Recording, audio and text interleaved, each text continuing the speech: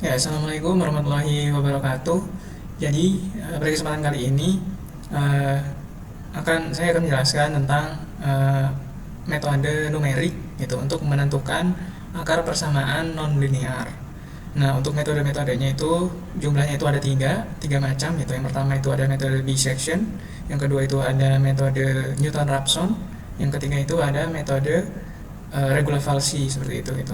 Nah, yang pertama terlebih dahulu untuk uh, metode bisection ya gitu. Jadi metode bisection itu adalah metode yang mengurung akar gitu, atau dia itu misalnya akarnya nilainya 2 gitu. Nah, dia 2 itu harus dikurung oleh konstanta-konstanta gitu, yaitu konstanta A dan juga konstanta B gitu. Nah, misalnya di sini kita punya fungsi fx gitu di sini. Nah, kita perlu mengetahui dari si titik si XR-nya ini gitu, titik yang mau kita ketahui gitu. Nah, pendekatannya itu dengan pendekatan dikurung terlebih dahulu gitu. Jadi kalau misalnya kita menebak gitu, misalnya A-nya itu adalah 0 dan B-nya itu adalah misalnya kita masukkan 4 gitu. Nah, maka dari itu dua itu berada di range tersebut gitu, 2 sampai 4 gitu atau 0 sampai 4 gitu. Nah, ketika dia range-nya diisi misalnya A-nya adalah 4 atau 10, maka angka 2 itu tidak ada di uh, range tadi gitu yang sudah kita tebak gitu. Nah, maka dari itu metode bisection ini adalah metode yang bisa gitu untuk menentukan akar persamaan kuadrat yang non linear seperti itu. Nah, ketika ada fungsi seperti ini, nah nanti dia ini fungsi fx gitu. Nah, terus di sini itu di titik B dia adalah fungsi B, terus dia di titik A adalah fungsi A gitu, dimana fungsi A itu lebih kecil, lebih kecil daripada 0, dan juga fungsi B itu adalah lebih besar daripada 0. Nah, di sini di tengah-tengahnya dia yang mendekati akar persamaannya ini itu adalah nilai yang ingin kita cari gitu, atau FC-nya gitu.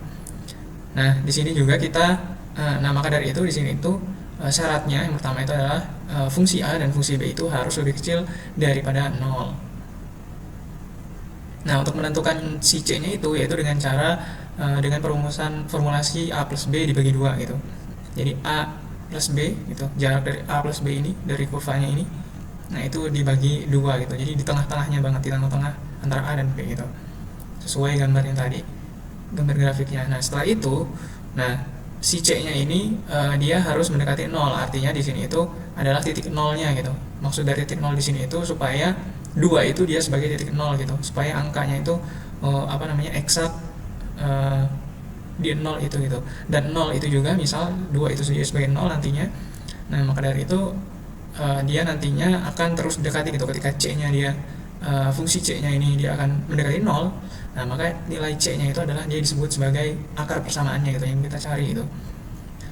Nah, maka dari itu logikanya itu akan menjadi seperti ini. Jika FC tidak sama dengan 0, maka dia akan terus mencari gitu. FA-FC itu ketika FA dikali FC itu lebih besar daripada 0, maka A itu sama dengan C.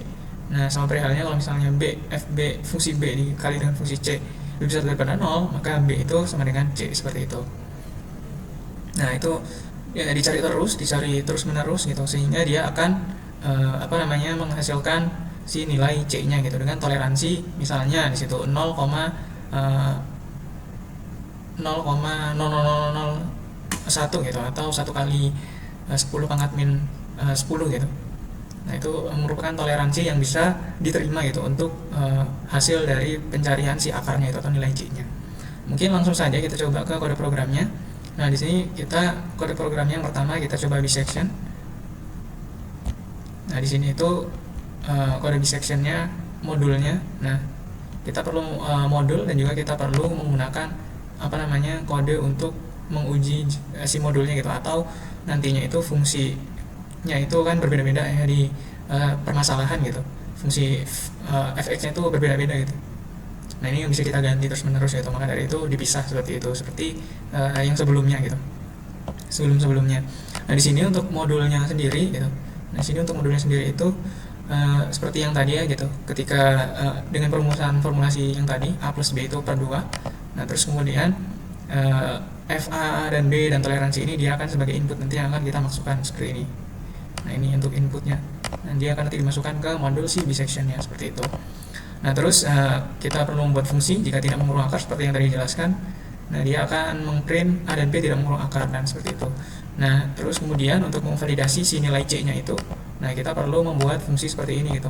Seperti fungsi yang tadi gitu. Jadi ketika FA dikali dengan FC itu lebih besar daripada 0, maka A itu sama dengan C. Nah, ketika FB dikali FC lebih besar daripada 0, maka B itu sama dengan C gitu. Atau ini adalah batas-batasnya gitu. Jadi kalau misalnya kita masukkan batasnya 0 sampai 2, tetapi C-nya itu harus nilainya 2, nah itu C itu merupakan B gitu, atau B sama dengan C, seperti itu. Langsung kita run saja.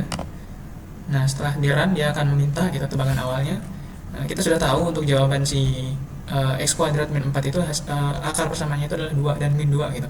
Jadi kalau kita misalnya masukkan 0 di sini tebakan awalnya, A-nya dan B-nya itu kita masukkan misalnya 10 dengan toleransi tadi 1 pangkat min 10. Nah, dia ketika di enter dia akan menghasilkan jawabannya 2 gitu, 2,00 sekian gitu dengan toleransi error. Nah, seperti itu. Nah, ketika misalnya kita run lagi, ketika kita tidak menemukan tidak mengurung akarnya, maka dia akan memprint tadi. Kita coba lagi 1 kali pangkat min 10.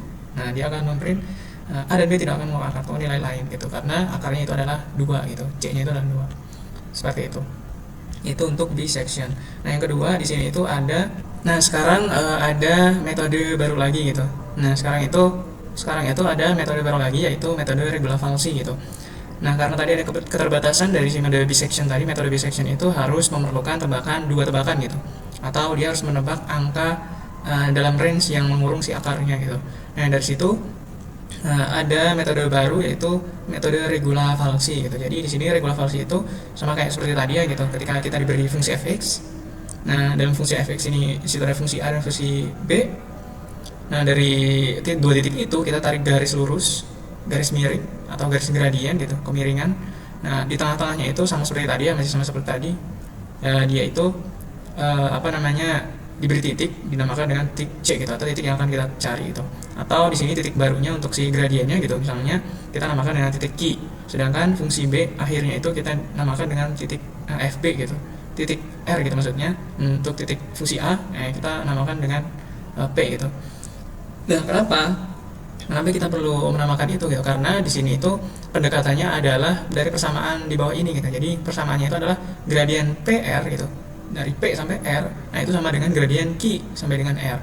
Ketika P itu misalnya nilainya adalah 0 dan R itu nilai N-nya gitu, maka si Q ini juga dia akan dianggap sebagai titik permulaan juga gitu. Jadi dia nilainya 0 dan R ini dia nilainya tetap N, seperti itu gitu. Nah, maka dari itu, kita bisa masukkan dari persamaan gradien untuk gradien PR.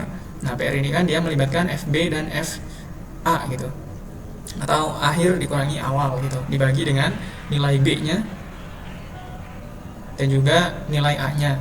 Nah, untuk gradien QR, itu dia melibatkan FB dan sebuah titik yang kita belum ketahui gitu. Maka dari itu kita isi dengan 0 gitu, dikurangi dengan B min C, seperti itu misal.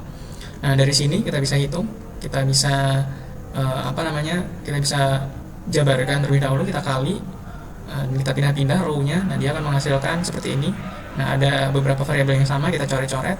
Nah, dia akan menghasilkan persamaan terakhir seperti ini gitu. Ada C sama dengan B min FB dikali dengan B min A dibagi fungsi B min fungsi A, seperti itu. Nah, ini formulasinya. Sekarang kita langsung saja ke kode programnya. Nah, di sini untuk kode programnya itu sama, masih memerlukan 2. Nah, 2 di sini.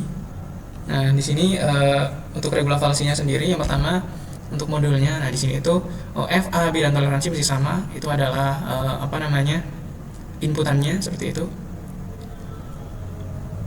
Nah, ini juga masih sama. Jika dia tidak mengurung akar, maka silakan tentukan tebakan yang lain, seperti itu. Di sini kita masukkan persamaannya tadi, formulasi dari regular falsi, dan juga ini juga masih sama. Nah, seperti itu kira-kira. Nah, setelah itu untuk si contoh regular falsi juga masih sama seperti yang tadi gitu.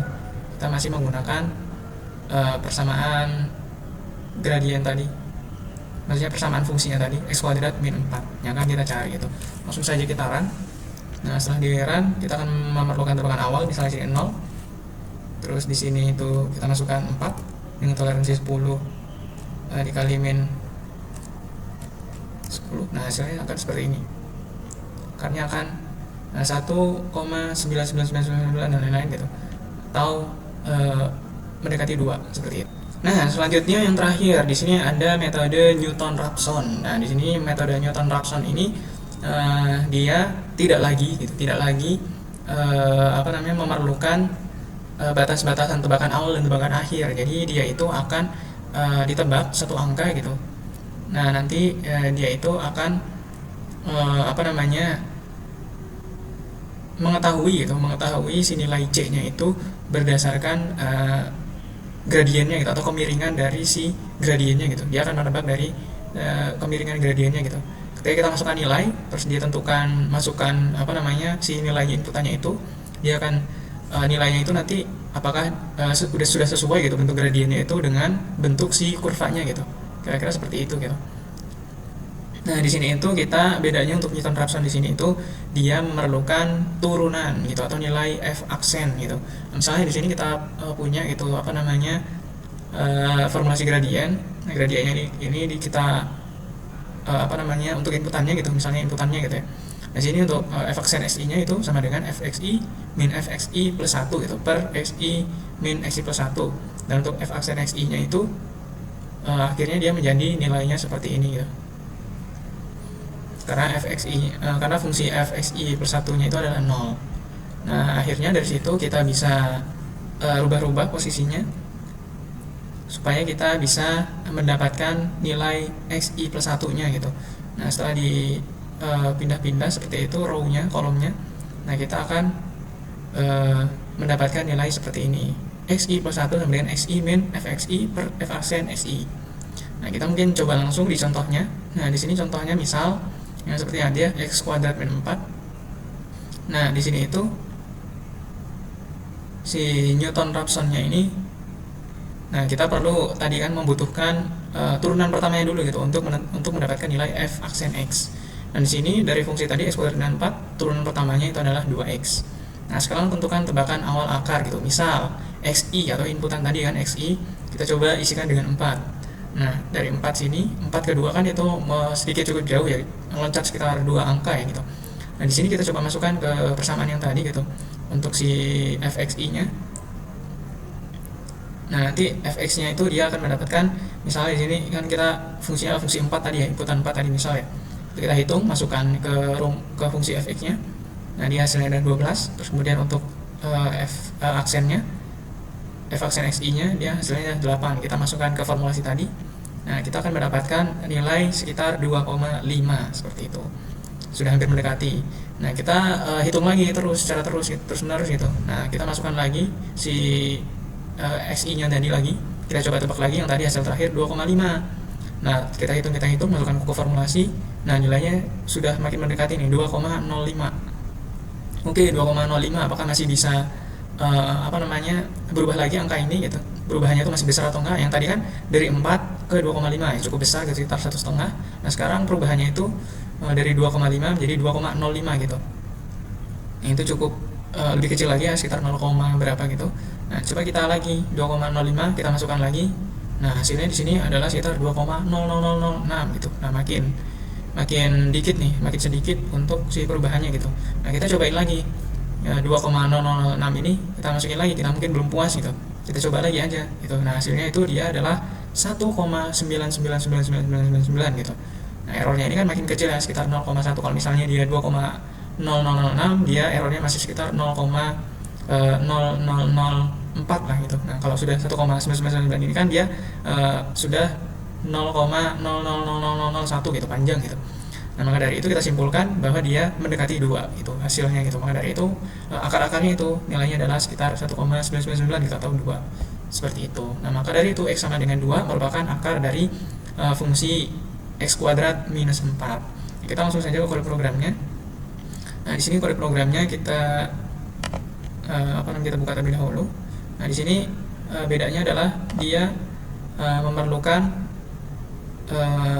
3 modul ya itu, karena tadi kan kita perlu menurunkan tadi ada fungsi derivatif, makanya di sini ada fungsi derivatif dan juga modul dari si Newton-Raphson-nya gitu. Nah, kita buka. Nah, di sini untuk Newton-Raphson tadi itu dia memerlukan si derivatif ya gitu, atau penurunan pertama gitu. Tadi dia sudah dimasukkan. Nah, ini untuk dfdx ini hasil perhitungan dari modul si derivatif. Nah, terus kemudian untuk Newton Raphsonnya ini kita masih sama, kita menggunakan xi, tebakan xi nanti kita masih menggunakan persamaan x kuadrat 4. Yang kita ketahui akarnya itu hasilnya harusnya adalah 2, seperti itu. Nah, di sini seperti yang tadi, bedanya di sini itu kita cuma perlu membutuhkan inputan xi dan juga toleransi saja gitu. Nah, kenapa di sini itu akhirnya kita memerlukan toleransi gitu di modul ini gitu. Nah, kenapa perlu membutuhkan toleransi gitu? Karena nanti kalau kita tidak tentukan toleransinya, maka dia akan terus menghitung gitu. Seperti yang tadi gitu. Dia akan menghitung terus, misalnya tadi dari 2,5, dari 2,05, terus dia harus menghitung terus. Nah, itu nanti dia akan terjadi error sistem gitu. Seperti itu. Makanya di sini kita perlu tentukan toleransinya gitu, agar biar tidak toleransinya itu 0 gitu, atau eksak seperti itu gitu. Karena akan terlalu lama gitu untuk memproses itu ketika datanya misal dari 0 sampai dengan 10.000 gitu misalnya. Sekarang kita coba run langsung. Nah, di sini kita perlu memasukkan 1 saja angka tebakan gitu. Misalnya kita coba tadi seperti yang tadi, kita tebak 4. Terus toleransinya di sini kita masukkan misal 1 kali 10 pangkat min 20 di sini misal. Kita enter. Nah, hasilnya langsung keluar 2,0. Mungkin cukup segitu ya gitu untuk penentuan akar persamaan nonlinear ini dari ketiga metode tersebut. Selebihnya dicukupkan. Wassalamualaikum warahmatullahi wabarakatuh.